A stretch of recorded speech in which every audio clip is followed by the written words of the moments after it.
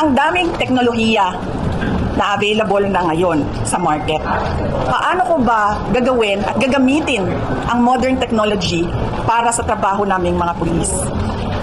May drone, may robot, may CCTV, napakaluma na yan ng CCTV, at napakarami pang iba na pwede mong gamitin, pwede mong i-harness from the universe para gumaling, gumanda, at umayos ang trabaho ng pulis.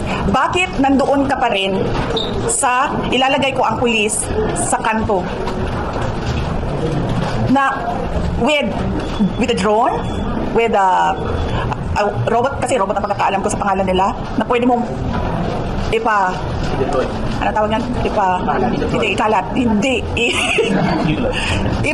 Anong tawag nung pag ang pulis? Nagro-ronda? Patrol! Yes, sorry. Pwede mo hindi napapagod ang drone. So magpatrolya yung drone 24 hours. Yung CCTV, hindi napapagod yan.